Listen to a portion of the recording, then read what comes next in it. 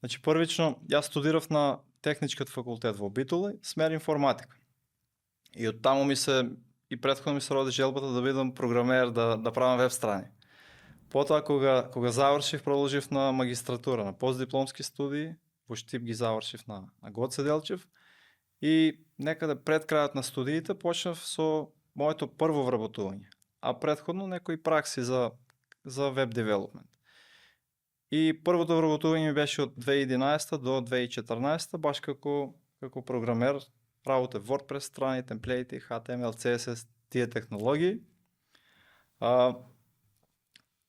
Потоа имаше пак еден период на транзиција кога почувствував дека сакам да пробам нешто сам.